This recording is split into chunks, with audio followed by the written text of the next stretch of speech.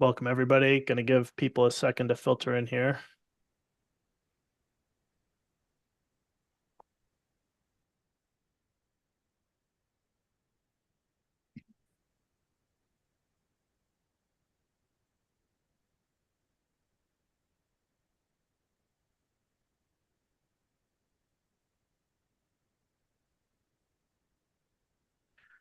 All right.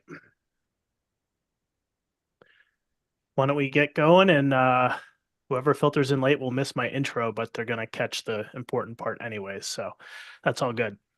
So welcome, everybody. I'm Rob Henley, co-founder of Ally Security. If this is your first Tabletop Thursday, welcome.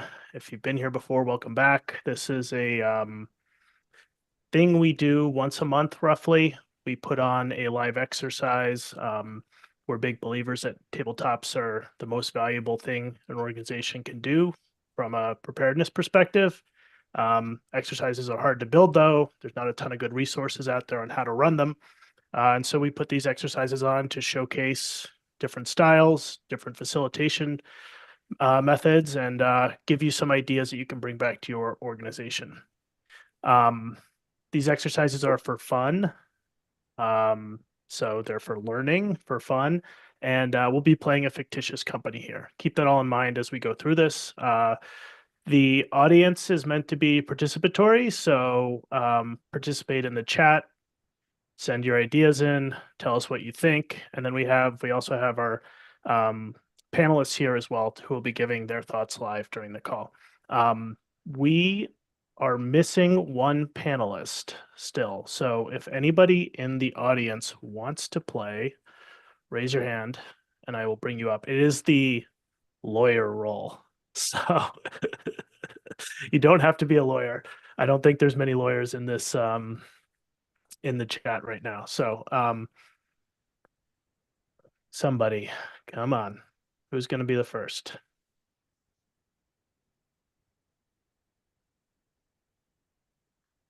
All right. All right. Oh, Ian's son. There we go. I don't know you, Ian, but welcome.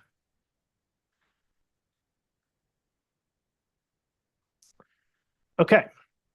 Cool. With that out of the way, hopefully Ian is getting brought up here. There he goes. So quick disclaimer, this meeting will be recorded. Just a heads up, we do broadcast this on LinkedIn as well as YouTube. So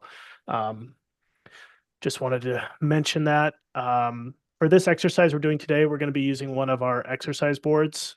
This is not really the way you would use it typically, but it's cool, interactive way to deliver the exercise. So we're going to do that today. In terms of agenda, I'm going to turn this over to JP, who's going to do a quick intro of himself and a background on the scenario. Then we have Brian Jack here. Brian is the CISO at KnowBe4, former colleague and friend, who's going to give us an excellent expert threat briefing on the North Korean situation.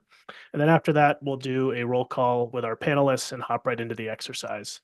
So with that, I'm going to turn it over to JP, and I'm also going to share my screen so we have the situation briefing up. Fantastic, Rob. Thank you so much. Hey, everyone. I'm Jean-Pascal, but I go by JP. Much easier to pronounce for most folks. Really excited to be your facilitator for today's mock tabletop exercise.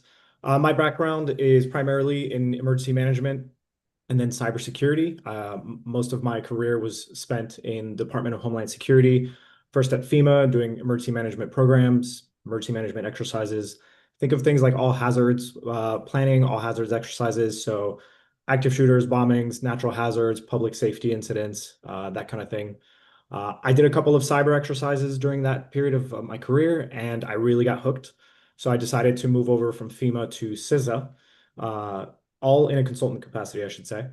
But there I focused at CISA mostly on cybersecurity exercises for critical infrastructure sectors. There's 16 of them. I did exercises for about 14 of them during my time there. So really excited to really engage in cyber, and then decided I wanted to look at the private sector and see what's happening there. I saw much lower levels of cyber preparedness in the private sector, and so I thought that would be a really great opportunity to do some good. So moved over and started really working in the financial sector, and that's where I am now, working for a large bank. So I do cyber exercises there. I manage their cyber exercise program. So really fun stuff. Really excited to be here. Let's now kick off with our fictitious organization for today. We've got CoinMesh Financial. This is a fintech startup. They're a fast-growing fintech company. They develop secure digital payment applications, right? Businesses use these to initiate, route, and track financial transactions across banking networks. And the big thing you should note about CoinMesh today is that they are a distributed remote-first workforce. So a lot of recruiting that happens remotely, and in order to engage that global talent pool to get some of the best folks into the company. The scene setter for today's exercise is very straightforward. The CoinMesh CEO just returned from B-Sides Miami, where they actually got a briefing about the North Korean remote IT worker threat. CEO was not aware of this type of threat before he went to this conference. This was his first cybersecurity conference, and he came back to the organization and wasted no time.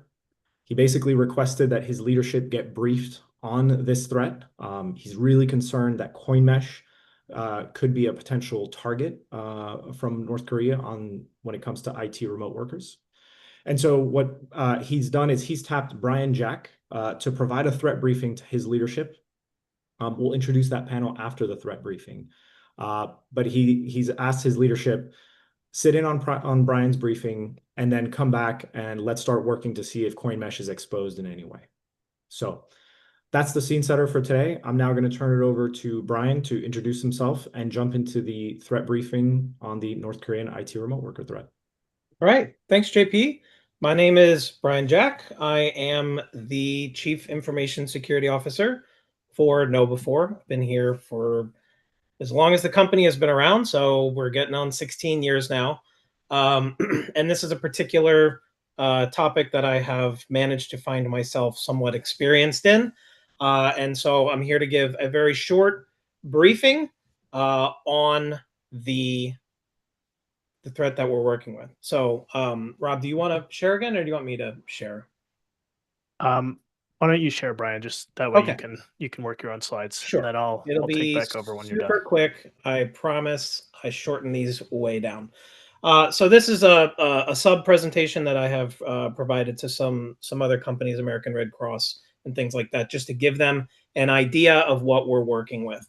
So I'm going to tell you a little bit about the threat, the kind of infrastructure that they're using, and then some ways that we can help detect at the hiring process, and then potentially if threat actors are already in the environment, some things that you might want to look for in detecting after the fact as well. So initially, the DPRK, or North Korean IT worker, is part of a larger nation-state sponsored threat that is an arm of the North Korean military that is meant to fund other parts of the military. So the main goal of this is to collect money and to basically launder that money back into the regime so that they can fund other military operations. This is mainly due to sanctions that are in place against North Korea and North Korean citizens that prevent them from obtaining these jobs normally. They're qualified people. They do decent work on the jobs. There's nothing wrong with that, except there's sanctions in place to prevent that kind of thing. And we are dealing with threat actors here. Their motives aren't always just financial. So one of the key things to keep in mind is, in order for this threat to work, there are facilitators, not a facilitator like JP is acting today, but there are facilitators based in the US and in Western countries that provide locations for laptops to exist that the remote work is conducted on. I know at KnowBe4 and at other places, we use a corporate device. So how does a threat actor get a hold of a corporate device? Well, they ask for it to be sent to a location in the US. That location is operated by a facilitator or a laptop farmer. They open the laptop up, they get it, they get logged in, they get it configured on the internet, and they prepare it for remote access by the threat workers who are often working out of Eastern Asia in places like Southern Russia. They often are not operating out of North Korea directly. They have been placed into other areas inside of Asia. Detection here, you're going to want to look for things like RDP access, VNC, KVM devices. There are some things that you can key in on here, but we'll talk about that later. So what is the scale of the threat? This is happening everywhere. If you hire remote developers, if you hire remote AI staff, if you're in the crypto industry, you are receiving resumes from individuals that are part of this threat network. In some cases, for some jobs, 30, 40, 50% of your resumes that come in can be from fraudulent actors. They are not always direct actors. It is not always a one-to-one. I have a resume, it involves one person. This is a criminal network that involves lots of different sophisticated ways of getting resumes into the hands of recruiters. The resumes look great. Lots of names, Western sounding names, Eastern sounding names, phone numbers all over the place. It becomes very, very difficult if you don't know what to look for. Some of the ways that they do this, they can pass background checks. They are using stolen, or we'll call it leased identities, where the person is willingly let them use their identity for pay or for some other sort of gratuity.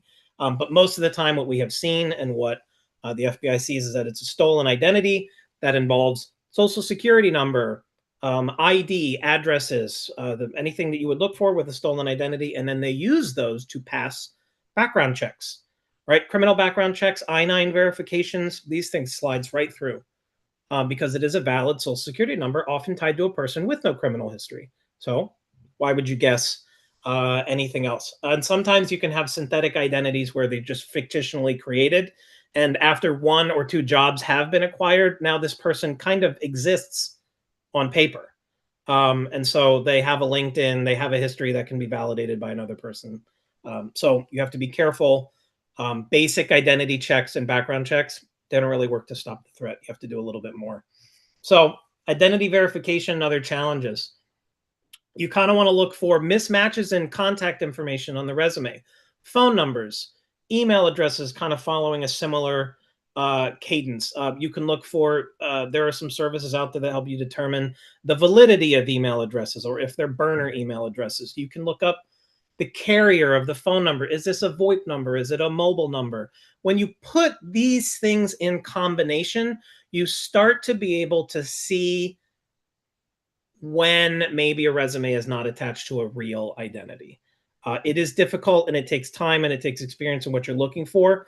But I have personally trained the recruiters here at KnowBe4. They have become really good at spotting fraudulent resumes. Not perfect, because I don't think you can be perfect, but they're pretty good. So training goes a long way. You'll notice that LinkedIn and GitHub, things I'd often find on a resume, they point to LinkedIn profiles that don't look really well used. They don't have a very good, realistic looking picture. They don't have a lot of follows. They don't have a lot of posts or comments. But the work history lines up with the resume. And so on the surface, it might just seem like a relatively new LinkedIn account. So you got to look a little bit deeper. How long is their work experience? 15 years? Does this look like a person LinkedIn profile that's been working for 15 years or not, right? You just kind of got to match things up. Very avoidance on camera, very avoidant to show backgrounds. You can tell on interviews, you can see, you can tell the window behind me, even though it's blurred, you can tell it's daytime. Okay. That's sometimes a key indicator that if it's nighttime and they claim that they're from the same location you are, again, it's just being observant. Some post-employment security indicators. So let's say they make it past the interview process. What are some things you can look for? Almost always they will ask for your equipment or swag to be sent to a different address. This is indicative of laptop farms. How do I get the laptop to the place they need it to go? Well, I send it to a location I know that's friendly. Huge red flag on that one. But don't think forcing them to come and pick up the equipment in office is going to help every time. It won't. This has actually been bypassed before.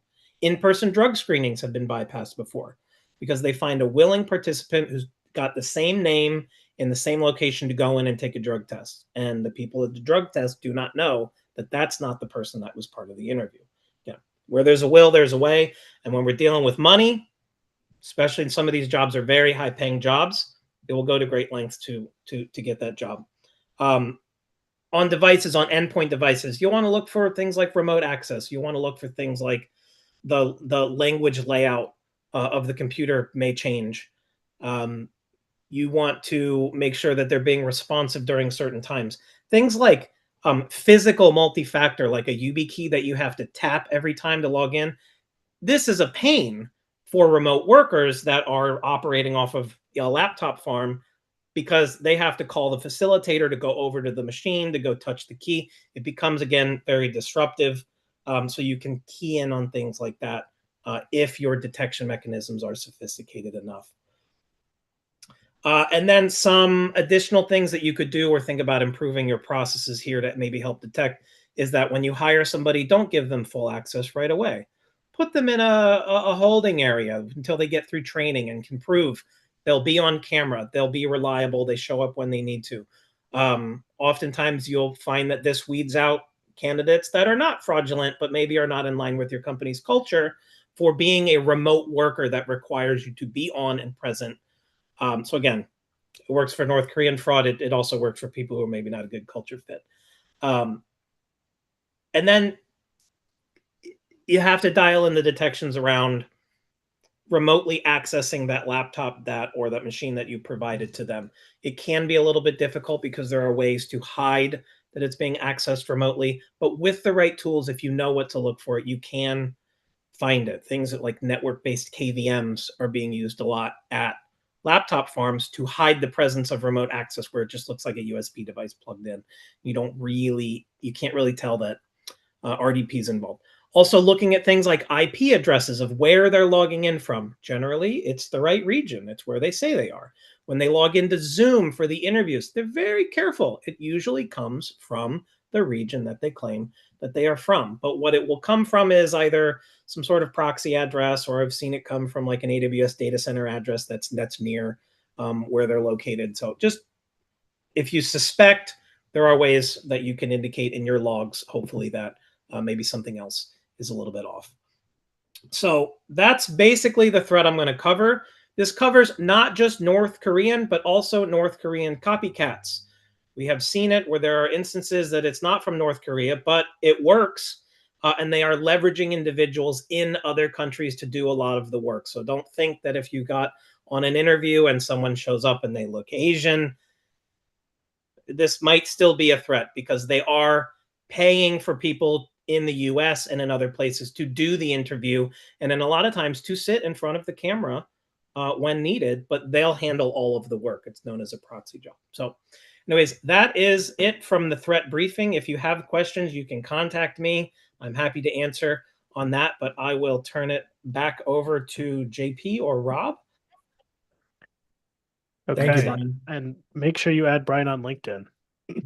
Yeah, let me know that you came from this meeting so I don't deny Yeah. it. So. We were having a chat about that before the meeting. All right, I'm going to share my screen again, and then we'll get it back over to JP. All right, over to you, JP. Perfect. Thank you so much, Rob. Brian, fantastic briefing. I think our panel is prepared to look at this threat and see if CoinMesh is at risk. So let's go over and let's introduce our panelists. First one up is Andrew Jarrett, or AJ. AJ, if you could give your character name and just a little your position, and just a quick brief on your perspective based on your character's position. Absolutely. So my character is Brandon Lockhart. I'm the Chief Information Security Officer for our fictitious company.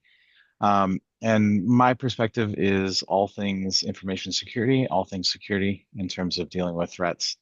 And as part of my programs, I have not only security monitoring, but also the governance, risk and compliance, as well as our insider threats, and other things that defend the company. So very interested both from stopping the threat actor, as well as ensuring that our controls and control environment is in the right place, and any regulatory concerns that we may have. Fantastic. I'm gonna save Ian for last, just so he can catch up. Let's go to Matthew Bibby. If you could introduce yourself, Matthew, and your position. Yeah, so I guess my name is Gary Systems. That's right. I'm the IT director for the company. We're a small company, remote first, and I'm all things infrastructure and IT with a priority of making sure that things don't break and that business gets done every day is my number one priority. Fantastic. And then Mariana Salcedo. Yes. Hi, everyone. I will be playing the role of Head of Human Resources, specifically focusing on the importance of hiring, onboarding, and employee relations as an important aspect for organizations, and still understanding the importance of cybersecurity, but trying to maintain a interpersonal connection with the new hires and staff on board. I love it. And then last but not least, our General Counsel, Ian Sun. Hello, my name is Ian Sun, and I will be playing the General Counsel today, Atticus Field. So, first off, I'm not a practicing lawyer, as a disclaimer. And second of all, from my understanding, the role of General Counsel is to make sure that everything that the other three panelists, other three characters here are documented, such that when we actually present to the FBI or to law enforcement, we actually have documentation so that the FBI, the law enforcement knows what to look for. This is how I made this role. Great. Fantastic. Well, let's go ahead and jump into our first inject. So our CEO asked, hey, are we at risk? And one of the first things this leadership team decided to look at is the hiring process and the onboarding process. We'll start there, right? So after this request was put in, HR did a little bit of research, and they found that they've been recruiting for several remote positions. And while most interviews have proceeded pretty smoothly, pretty normally, as expected, there have been a couple of inconsistencies reported, especially with these software engineer and data scientist interviews. HR comes back noting that several candidates experience persistent camera issues. They're claiming their webcams aren't functioning. In a few cases where the candidates are on camera, they're observed looking off screen or, as if someone else was present in the room, maybe even prompting them. And then when they did an initial review of some of these resumes, they found some roles containing very similar formatting across resumes and very similar work histories. A lot of folks working at previous employers, although it is possible that, multiple candidates may be coming from similar previous employers.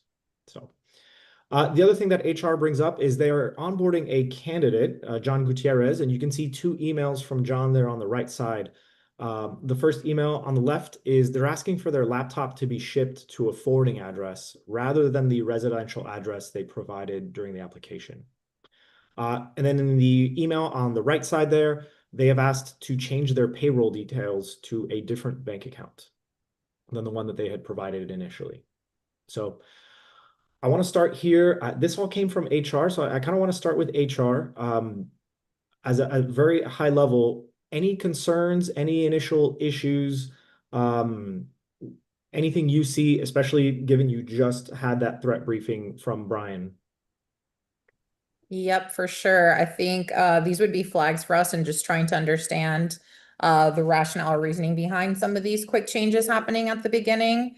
We'd want to also just flag some of our implementing some of our protocols to understand what we are willing to accept and what might be cause for concern. So I think in some cases like this, it's often focusing on this individual incident, but then also just thinking about how we can streamline this potential flag that might happen given the brief. Good to know. And yeah, I'm catching you're using the word flag there, as in these are indicators, but they're not, confirmations that something is necessarily wrong. Correct. So let's move into some actions then. We've got a couple of different actions folks can take. The panelists, we'd like you to vote on which actions you'd like to take. You can only take two. You only have so much time. You only have so many resources available. So you can only take two actions here from the list of 5. And then those of you in the audience, feel free to also identify, 1 through 5, which action you would recommend taking. So we'll start with that. If the panelists can move the little pieces, or Rob, I'll move them. Yeah. You'll move them. Okay, great. Let's go through each panelist. We'll start with AJ, or actually we'll start with HR because HR brought this information forward. HR, what are your top two actions? We've got gather additional open source intelligence on the candidate. We've got do an identity screening on the candidate. Conduct pre-employment background check. So this could be fingerprints, biometric, that kind of thing. Action number 4 is conduct a follow-on interview and monitor for any threat indicators. And then action number 5, investigate the shipping address provided. For sure. So for the human resource aspect, I wanted to also add, if we're thinking about the candidate and the person, we would still follow through with our next steps protocol, considering we're just flagging it. Likely from a HR perspective, we're also thinking about the work that's went into possibly interviewing, already onboarding them. So we'd likely continue with a background check as protocol to see what might indicators might flag again.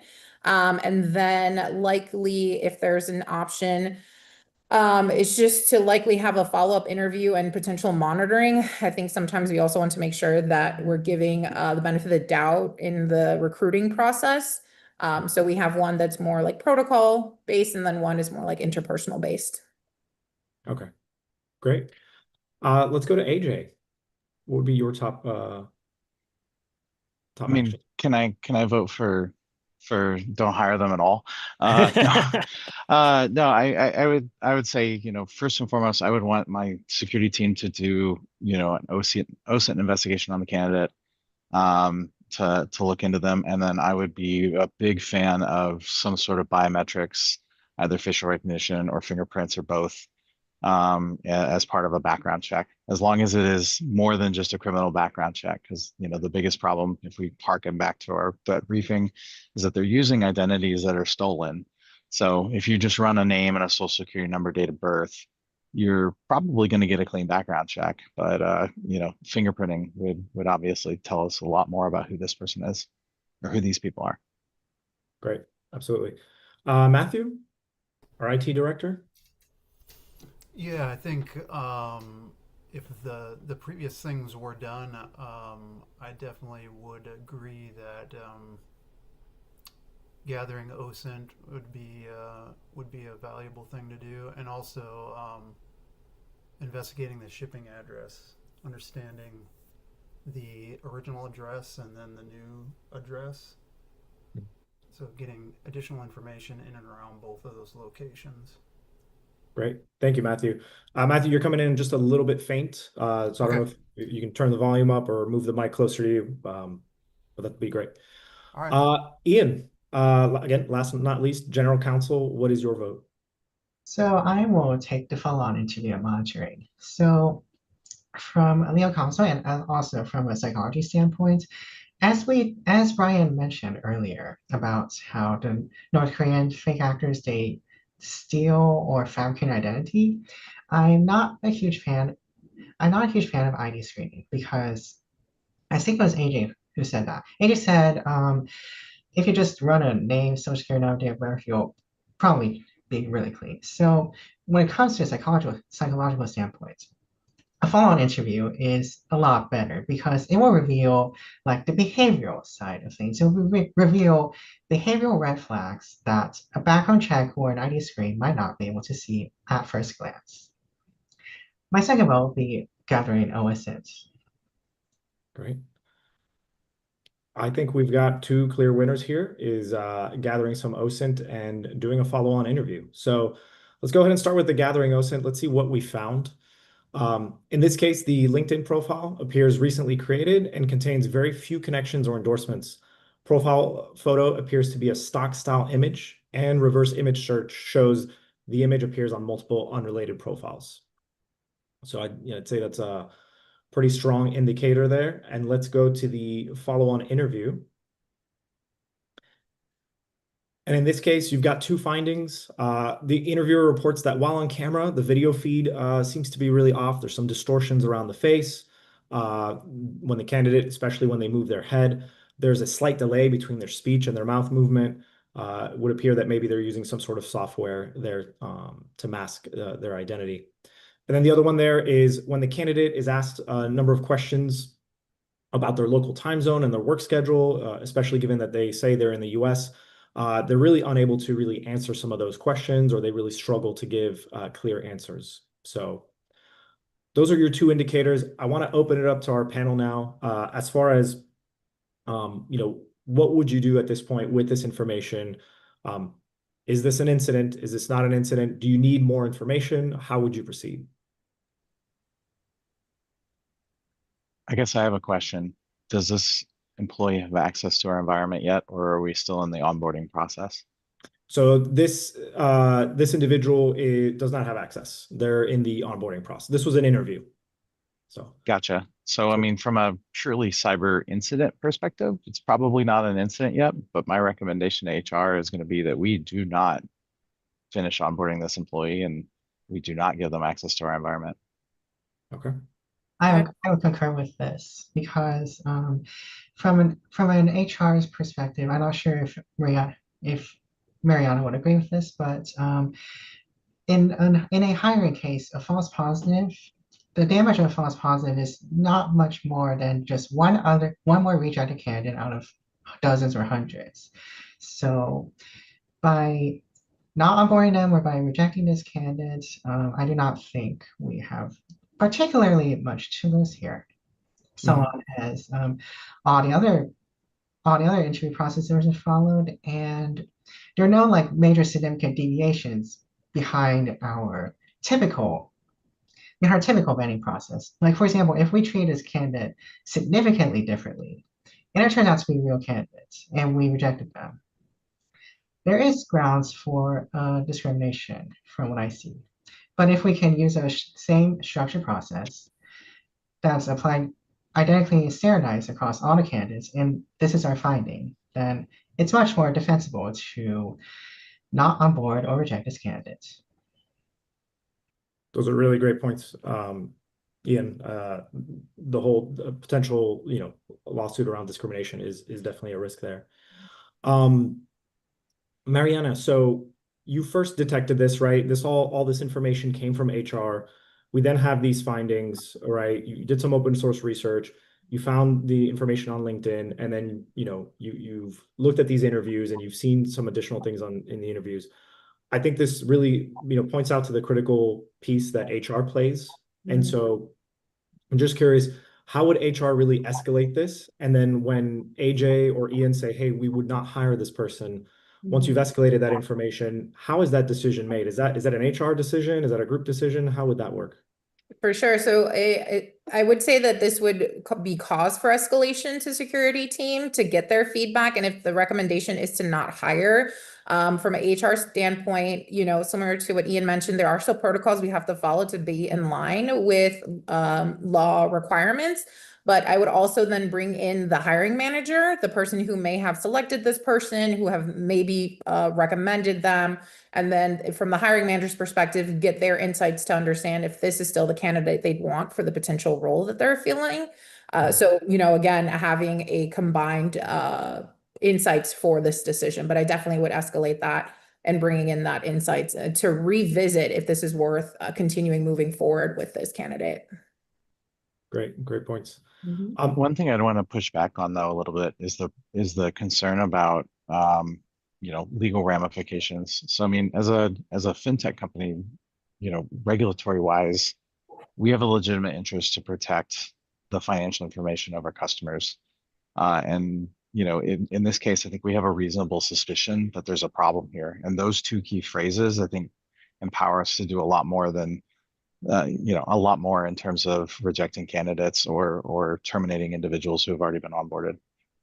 For sure. I mean, I think that's great insight. I think there has to be a way to be able to use language from the HR side to then rescind an application. So if there is, neutral language to say like, hey, we've recognized these specific flags that don't match our requirements, we're rescinding your offer, I would be in line with that. So those are just, things to think about from the HR perspective. We can't just say like, hey, we're actually just pulling your app, right? We have to be intentional and follow guidelines around that. So I think there's going to be like some collaboration that will be needed around that.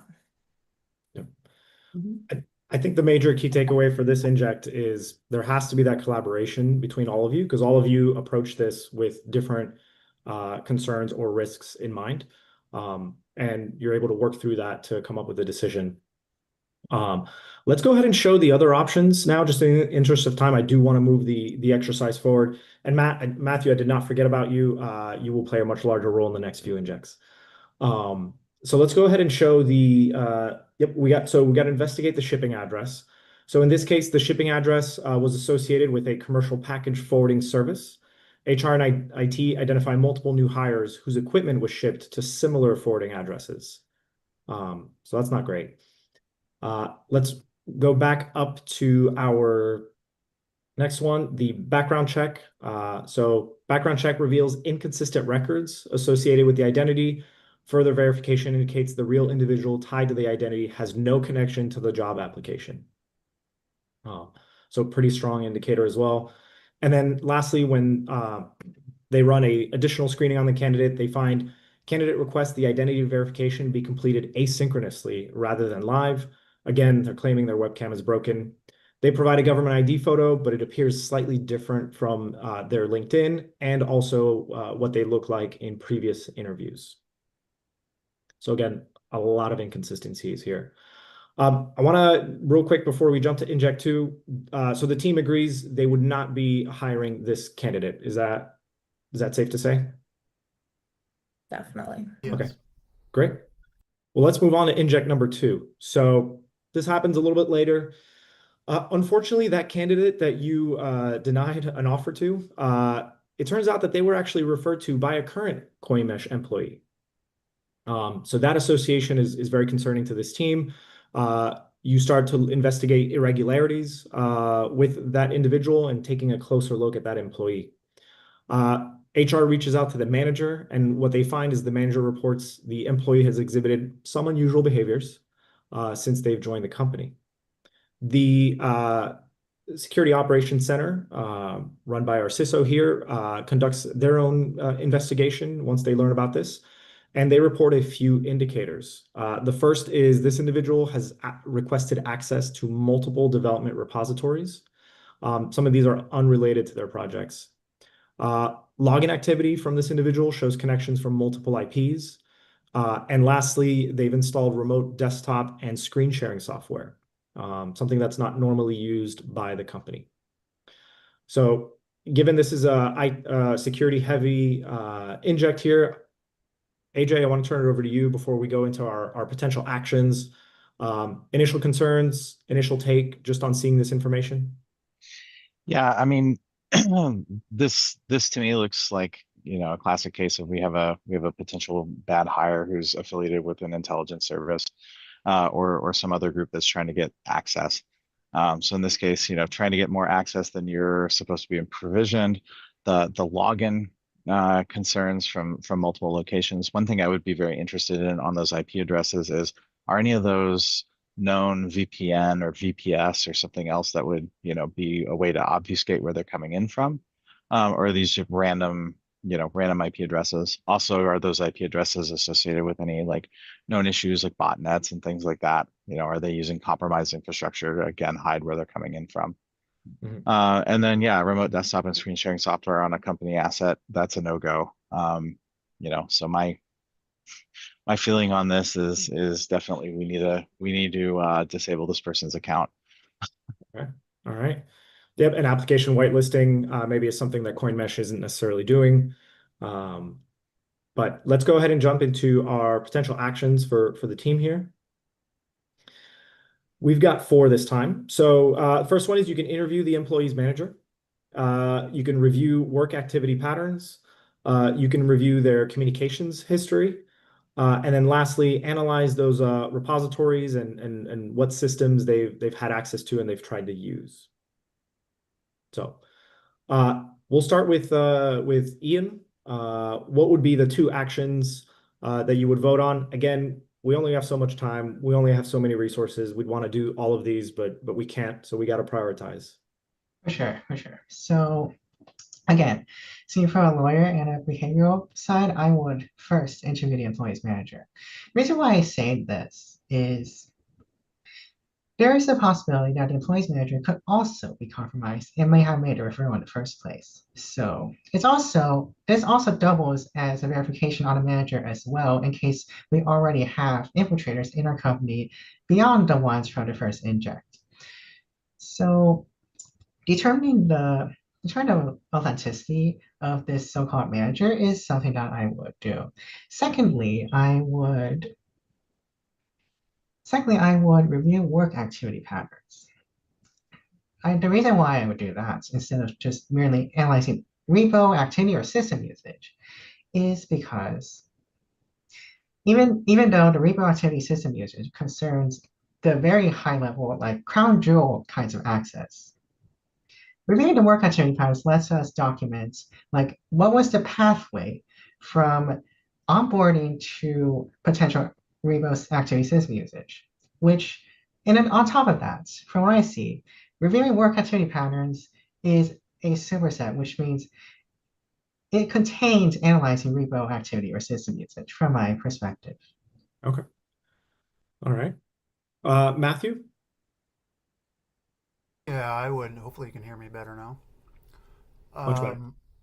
I would definitely interview the employee's manager just to get a sense of has there been any other issues associated with this individual in terms of performance or complaints from other employees. I think that's very pertinent, especially from a HR and liability perspective. And then the other thing is, not sure the distinction between review work activity patterns and analyze repo activity and system usage, but I would probably say you'd want to analyze system usage and repo activity, just given the nature of this individual's access or apparent access that they have.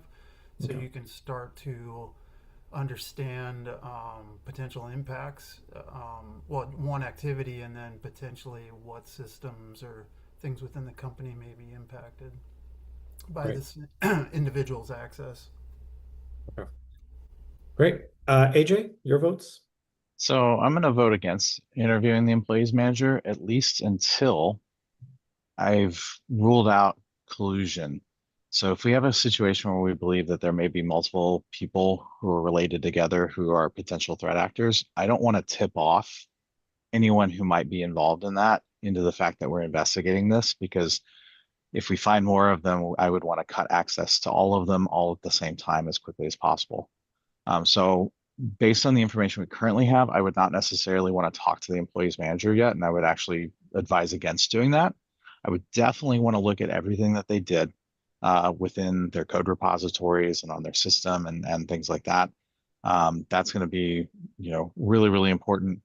And reviewing internal comms history is generally pretty easy. We have e-discovery tools that make it very, very easy to pull, all the chat history to see if there's any sort of coordination or what have you. Work activity patterns may also be interesting, but really only just to see if they're outliers. Are they logging at weird times, things like that. So Okay. I would probably, one, what did they have access to? Have they accessed it? What have they done with that access would be my biggest question I want to have answered. And then like I said, I would want to start ruling out whether or not they are colluding with anyone else in the organization before we talk to anybody about it. Great. Awesome. And then Mariana, last but not Yes, least. for sure. Initially, I was like all of these things, but from an HR perspective, you definitely want to have an order of these steps in terms of what happens first. Even just thinking about saying the word investigation in HR is like, scares people. So from an HR perspective, you'd likely be in an info gathering stage in which you would be doing the reviewing and analyzing aspects of it to then potentially build a case for an investigation. When you're thinking about HR, you want to make sure you're documenting all of these things, especially imagine for like a legal standpoint, if there's any point in time you have to get to some type of legal processes, they will ask for all this type of documentation. I actually also would vote for the employer manager as like the last step, just to be able to present this information to them to get their insights. But again, I do agree with AJ around like, we want to make sure that it is a small group of people in the information gathering stage before it goes to a full-on investigation. Great. Yeah, the unique aspect of an insider threat is the sensitivity around the investigation within the company. Great points there around the potential collusion. All right, well, I see that we've got two pretty clear winners here. Review work activity patterns and then analyze the repo usage. So the employee consistently works during late night hours aligned with East Asian time zones, despite claiming to reside in the United States. And then when we analyze their repo activity usage, we find that the employee has been browsing multiple internal repositories and documentation libraries unrelated to their assigned project, including infrastructure and deployment repositories. One person asked in the chat, did the manager, provide access to those repositories? It's very much possible, right? This could be a very ambitious and very forward-thinking employee in the manager's eyes, right? They could be seeing that as someone who really wants to get ahead and make sure they're learning as much as possible. Or they may realize there's controls and they have to limit access until they get their training done, as Brian mentioned in the threat brief. So with these two things, I want to open it up to our panel, and I want to have a quick round here. Is this an incident? Do we consider this now to be an incident, or do you need further information at this point to continue investigating?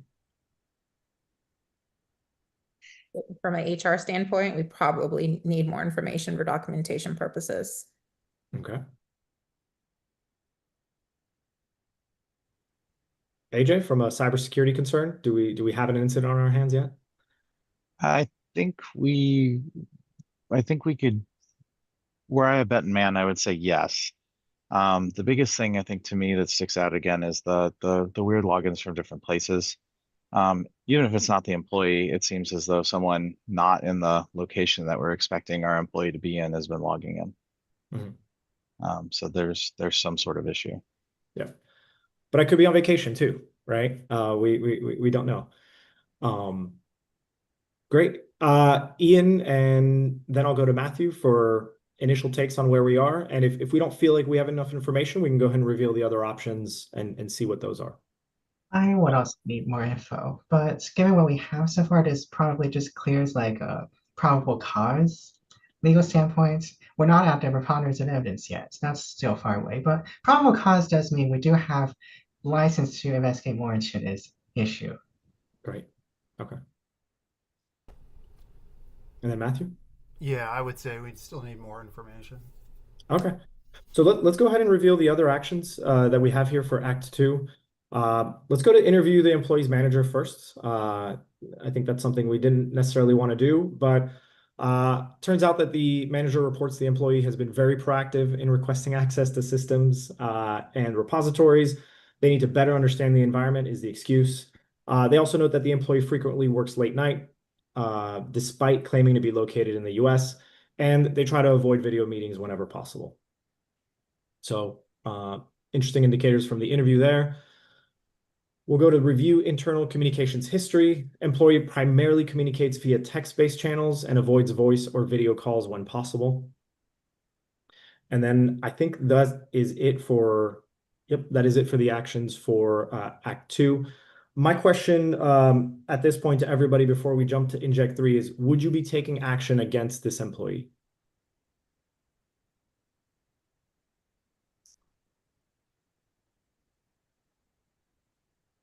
My opinion is not yet. Wait for more info, because if we take action against this employee, it turns out to be a false positive, then lawsuits about wrongful termination and discrimination, again, they could come in. So it's really worth balancing, like, can we be like, from a legal standpoint, I think that it's clear and convincing. If we can be clear and convincing, or have clear and convincing evidence that this employee truly is a problem, then unless we have that, then I don't think it's safe to immediately terminate this employee. And in fact, directly terminating this employee is not the very first thing we would do because of wrongful termination lawsuits. Instead, what we could do is like slowly like deprioritizing access or checking their payroll again, or doing like more frequent audits, just to like gather more information, while not triggering a lawsuit in case of a false positive. So the whole point here is it legible? Is it legitimate to the company as a whole to be undertaking this action, or does it smell like suspicion? Okay. AJ, what information would security need at this point to make that decision? I mean, if nothing else, we have an over-provisioned individual, so this person's access should probably be reduced down to what they're allowed to have. I would recommend turning off their account till we can make contact with this person and find out exactly what's going on. If by reading their chats and everything else and looking at the people around them, we don't have any concerns about any other collusion, I think I would be, I'd feel comfortable in going ahead and turning their access off, saying, hey, you need to meet with us, you need to be on camera. Oh, by the way, we're going to go ahead and have a third-party service that validates IDs, government-issued IDs. We found the one closest to your house. You need to go there within the next 24 hours to get your account turned back on. Okay, I like that. So putting pressure on the employee. In the interest of time, I am going to jump to inject number 3. Let's go ahead and show the scenario for that one. So in this next evolution of the scenario, after that investigation, and AJ, maybe that person was asked to go to validate their identification by going somewhere physically. They chose not to. We've decided to terminate this employee as a result. The SOC continues their review of network activity, and they find that there may have been network traffic patterns suggesting a transfer of a large volume of data outside of the company's environment. And then a few days after being terminated, that employee emails their former manager using a Gmail account, basically threatening to release data unless a ransom is paid. So we're getting an extortion email from the employee. I want to do a speed round on the actions here because we've only got a few minutes. If I could ask the panelists to drop in the chat the 2 actions that they would want to take here. We've got a couple. We've got activate your incident response retainer, so you can bring in your cybersecurity incident response firm to support you with an incident. Review email and attached artifacts more closely. Contact law enforcement or begin disclosure to regulators, assuming you think this is a regulatory reportable incident. JP, unfortunately, due to security controls, I can't access the chat. Okay. Okay. Well, while everybody accesses the chat, AJ, except you, what are your immediate concerns from getting this extortion email? Definitely gonna want to contact law enforcement, and depending on, I would look to our legal counsel on whether or not we need to disclose to regulators or not. If we don't have a mandate to do so, that might be something we would want to discuss. Another thing that activating the law enforcement retainer allows us to, or activating law enforcement is it allows us to potentially get away with not disclosing to regulators right away. There's carve-outs for that. And then I would want to probably activate our IR retainer and get more eyes on this, and do like full forensics on their system and everything else. Okay. John Mumford asks, what does the IR retainer service do? Brings in a CrowdStrike or a Mandiant to help you with incident response. They have a number of incident response capabilities, forensics, that kind of thing. So I see Matthew says activate IR retainer service. Yeah, I would also, on top of that, generally with an IR retainer, like you would have outside counsel that would probably need to be involved, or you should have outside counsel. And so generally your insurer will have a list of like APLs, right, for outside counsel, because before you do anything in terms of law enforcement or communication with regulators, it's very beneficial to get guidance in terms of that from outside counsel relative to the additional forensics help that you're getting through that retainer. All right. Well, in the interest of time, I'm gonna go ahead and say that we reveal the activate IR retainer service to see what that provides us. In this case, the incident response firm that you've brought on, they confirm a large outbound data transfer from the employee's workstation. That said, they also confirm that all known accounts associated with the employee, or in this case, the threat actor, have been disabled, and no additional persistence mechanisms have been identified at this time. So we know sort of the scope of the threat in this case. Let's go to review email and attached artifacts. In this case, the screenshots and the file names in the email, they match legitimate internal repositories. and documentation. So it is highly likely that this employee did access sensitive data and exfiltrate that before they were terminated. AJ mentioned contacting law enforcement. He brought up a couple of good points that are not going to be inside of this finding, but are really good nonetheless. In this case, law enforcement acknowledges that the activity matches known tactics from North Korean IT worker schemes. And then finally, for disclosure to regulators, legal and compliance determine that the incident does meet the threshold for a reportable cybersecurity event under current regulations. And a member of the team also raises the concern that the company may have inadvertently violated OFAC sanctions regulations by paying the salary to the employee already. But also, if they choose to pay the ransom, you might be violating OFAC sanctions there. So I want to open it up for final comments from everybody. I know we've only got about 4 minutes here. I know we didn't talk about necessarily paying, or not paying the ransom, how to handle that, some of the priorities for security or managing the security incident, but I just want to open it up to everybody for some final thoughts. AJ, I'll start with you on the security front. There's a lot of security elements to this one.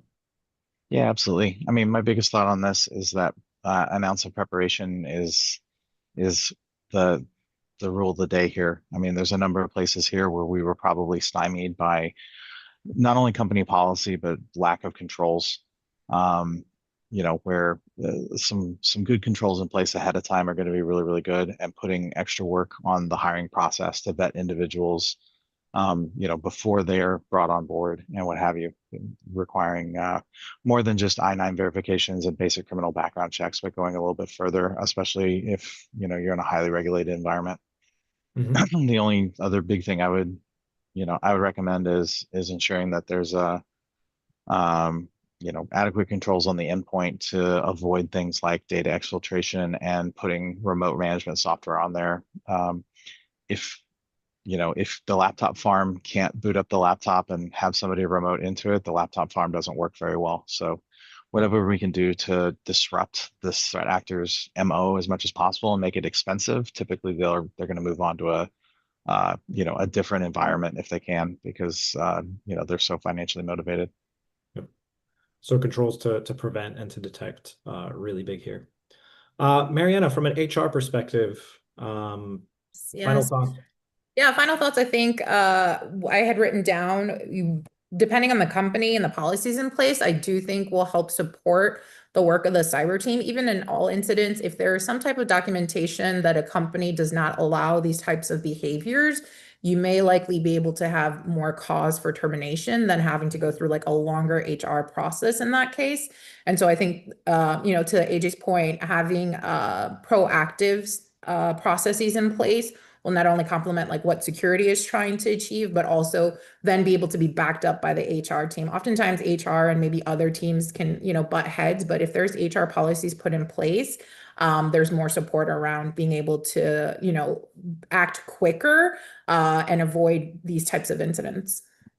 And the indicators were first noticed by HR. So HR escalating that to security and others is really key to start really looking into this and seeing if there is a threat. Right, absolutely. And you want to make sure you actually have those flags already put in place, right? Oftentimes you may be in spaces where like you don't know what to look for. It's not until after an incident happens that like we should probably write that. So I think that's also what's important, is bringing on the security to be a part of the HR process and policy writing. Great. Yeah, partnership in the beginning helps a lot. Mm-hmm. Absolutely. Having that in place before an incident like this happens, really key. Ian, I'll give you the last 30 seconds and then I'll turn it over to Matthew. Final thoughts from a legal perspective? I think we're in a third injection. I saw a lot of comments were still like collecting more data before we report. So I personally push back on that. I would report first, just to showcase good faith reporting. It's better to report this than not to, and then have regulators like breathing down your neck. This is just not a good way to operate. Secondly, going back to Inject 1 about the HR hiring process, we've been talking a lot about verification, identity checks, and things like that. The thing is that we have to make this universal instead of just, oh, this person is suspicious, then trigger instant response trigger more investigation. That's not going to cut it because these threat actors will start learning how to not exhibit as many red flags. So we just don't even think to verify or investigate them. So what we can do is like a standardized process, like a litmus test to distinguish between the real employee and the fake employee. Whether that comes as a question or like a challenge, I'm not sure. But if we can standardize this way the red flags will come out more reliably if they're fake. Because when they see an instant response like this, they will know, hide the red flags, lie low, get hired, and call it a day. Absolutely. No, great insights. I know we are 1 minute over, so I'll turn it back over to Rob. Thank you, everybody. This was fantastic. Some great responses. Some things I had not thought of myself, and also a lot of great commentary in the chat. So thank you, everyone who was participating in the chat. Yeah. Thanks, JP. That was awesome. Thanks for coming on and running that for us. And thanks to Brian for doing the briefing at the beginning and to all of our panelists who came and participated. That was a lot of fun. So yeah, just to wrap up, we will send out an email with a few things in it. It'll have a survey. We'd appreciate your feedback. It'll have a link to view the Ally report. Well, actually, we'll send out the Ally report separately after we send you that email. But please give us your feedback and let us know if you have any thoughts or questions. And hopefully we'll see you on the next Tabletop Thursday. The next Tabletop Thursday will be April 2nd. So mark your calendars now. All right. Thanks so much.